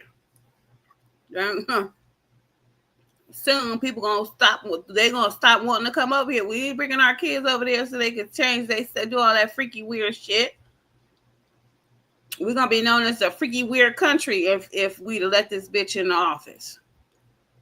That's not what we stand for. That's not what we standing for. That's not what we're here for. All this freaky shit. That shit's supposed to be happening on some island somewhere, not over here. Take that shit to some island.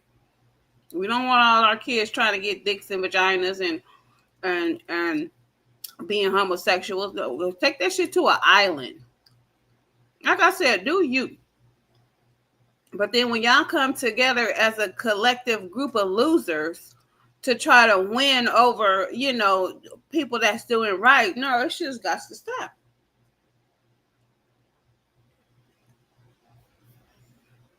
That shit has got to stop. So, switching gears.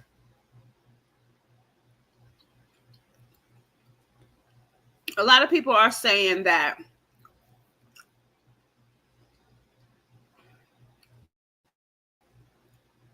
I hope this thing is on mute. A lot of people are saying that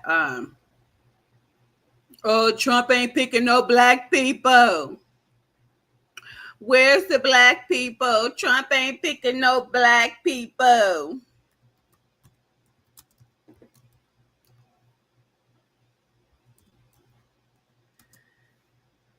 Let's look at this. Let's see if we can get some images. This is a good image right here. Right here. Oh, let me see. They gave me a better picture right here. Let me see what I could do with this.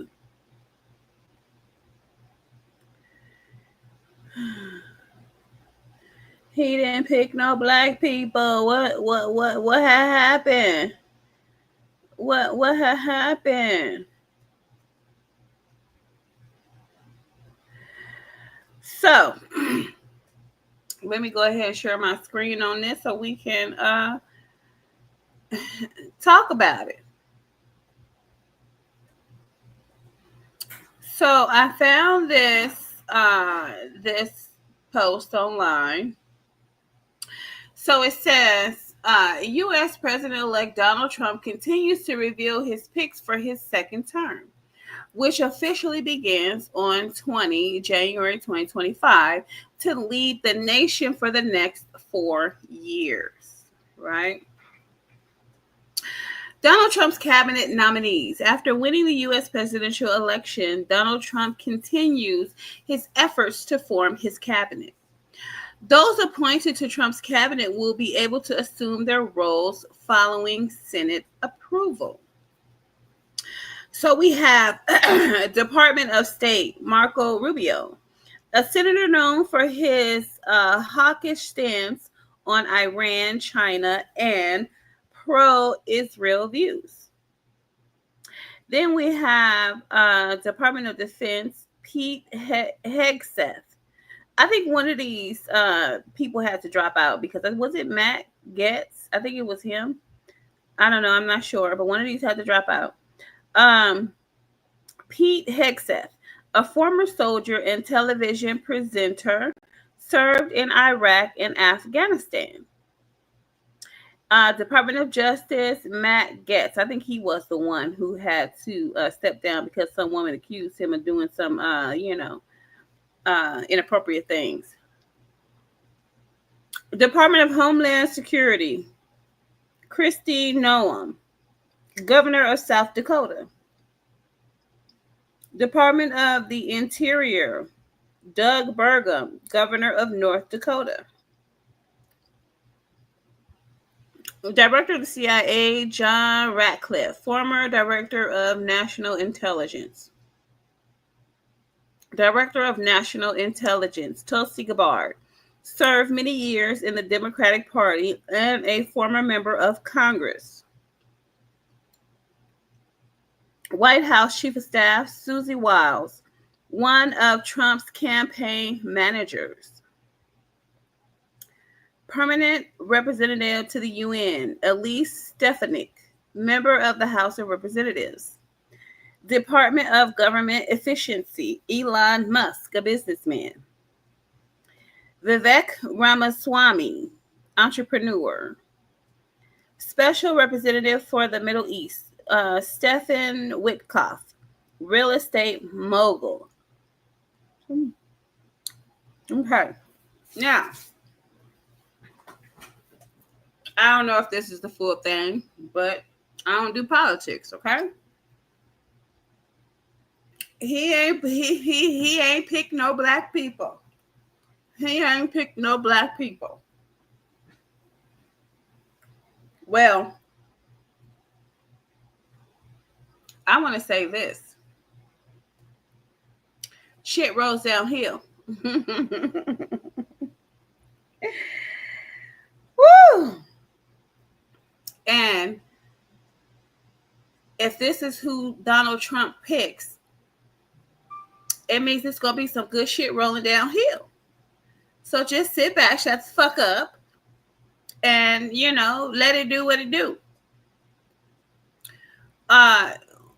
When you think in terms of black folks in politics, who are they? They're Democrats. They're Democrats. Because the Democrats have been successful in using black folks as dummies. They done miseducated you. They done blocked you from getting jobs. They done blocked you from getting education. If you did get an education, they made sure the shit was useless because they don't want you to think for yourselves. They only want you to think for the Democratic Party. They don't give a fuck about you until it's time to vote. But they have you under this delusion and illusion that somehow the Democratic Party is for black folks. It's not, never has been, never will be. So it's not it's for black people. No, it's for American citizens. Are you an American citizen? If you're an American citizen, shut the fuck up. You ain't got nothing to worry about.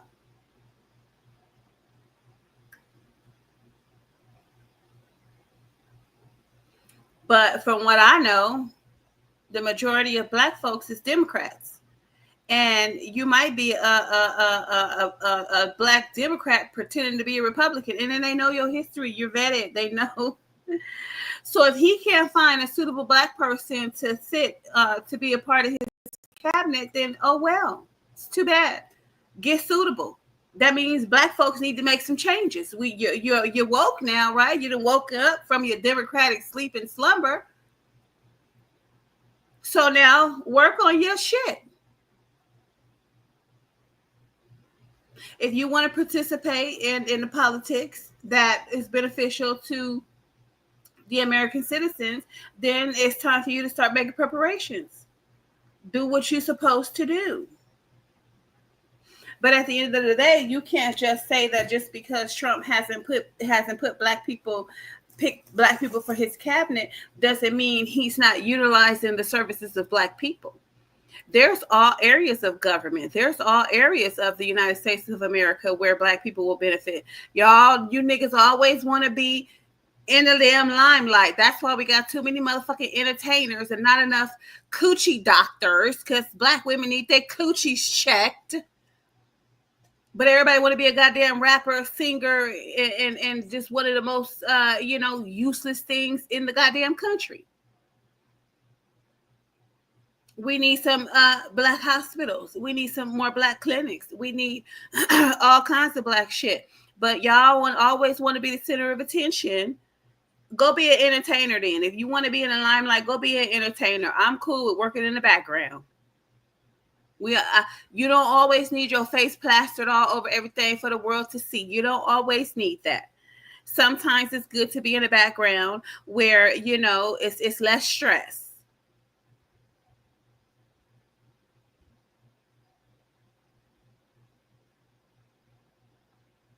But y'all always want to be the center of attention. Take this opportunity to take care of and educate your kids. How about that?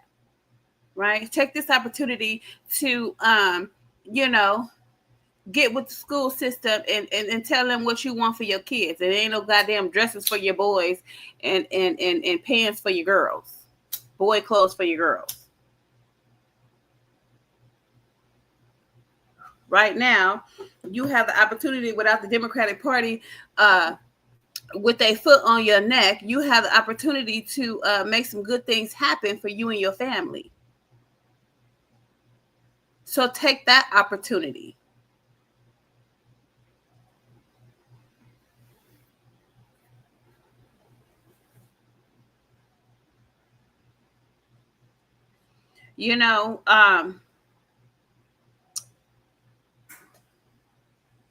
It's kind of crazy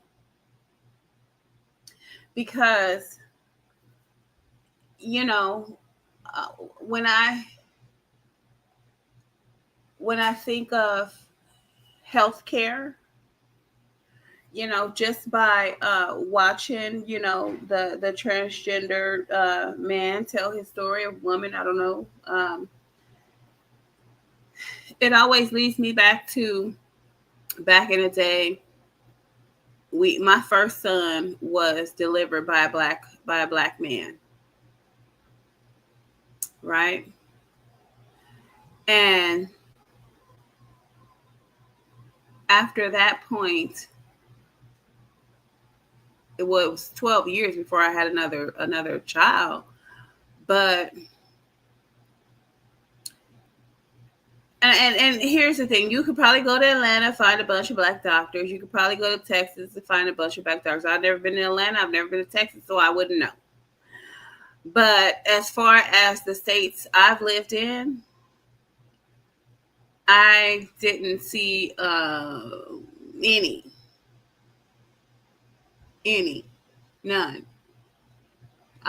Who knows? I might not have been in the right place. Who knows? But what I can tell you is that there were probably maybe some African doctors and different things that cater to African women and men. They're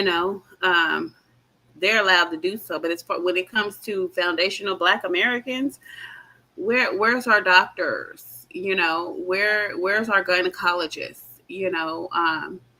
We have gotten into a space where Black men just don't give a damn about Black women, and that's sad. And the ones that do give a damn about Black women, they're not in the profession to help take care of Black women and, you know, their girly problems and girly issues and girly needs, I should say.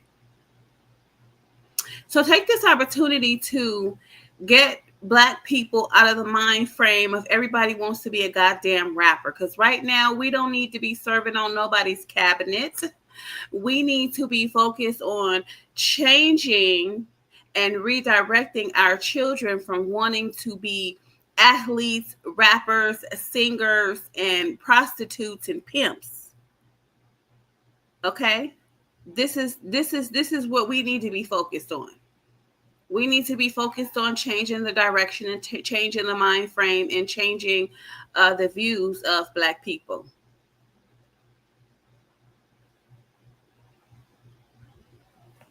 Now, my thing is, I'm way past this 4 years. I'm way past this 4 years. What I'm looking at is who the fuck is going to be our next president? Who are they getting together? Who is, and you got to watch that sneaky ass Democratic Party. Who the fuck are they thinking about? Who's going to become our president? Because obviously they weren't ready. They didn't have anybody, and they thought they was gonna slide Kamala dusty ass up in there. It didn't work. So I guarantee you that these next 3 years, these next 3.5 years, they're gonna be thinking about who the fuck it is they want to be president. Well, the Republican Party need to be doing the same goddamn thing. They need to be thinking about who the fuck is gonna be our next president, because it can't be Trump. So who is it gonna be? Right? But I know one damn thing. And I don't know, I'm gonna just keep it 100. Y'all better not ever let the Democrats be get in power again, unless somebody is really working for the American people, because it shouldn't be oh my God, we got another Democrat in office or as the president. The country is gonna go to hell in a handbasket. Shouldn't be like that. It should be, whether it's Democrat or Republican in the goddamn presidency, the people, the legal people with legal status of the United States of America should be put first. Because don't no other country put Americans first. What other country do you know put Americans first? They put their people first. They make sure they people have first. And then if there's anything left, we'll give to the people that came over here, but they can turn around and go the fuck home. And that's how it should be. That's the correct way to do things.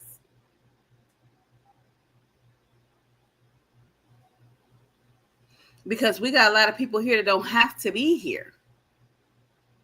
Obviously, they want to be here, and we don't mind that they're here, but it shouldn't mean that American people should be suffering for letting some other people here who got somewhere else to go prosper more than the people that's here. That should never be happening.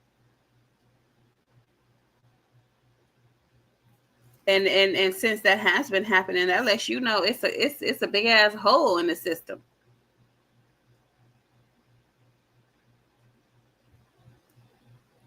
You got people living over here and sending money back over there. And people over here can't even get no money to live over here. Where they do that at?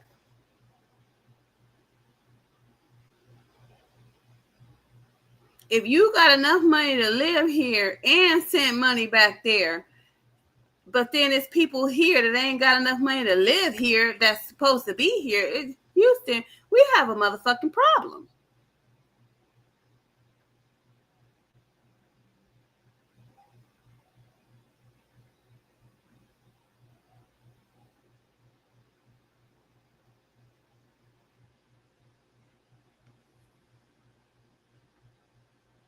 That's my story, and I'm sticking to it. So, yeah. I hope y'all have a wonderful rest of your morning, day, evening, night, whatever, wherever it is y'all at, and whatever it is y'all doing. But yeah. Anyway, thanks for whoever's listening. Thanks for those who intend on listening. Thanks for those who are going to listen. Please feel free to hit the thumbs up, thumbs down, like and subscribe. Put your comments in the comments section. I really appreciate y'all folks. And y'all have yourselves a good one. I'll be back.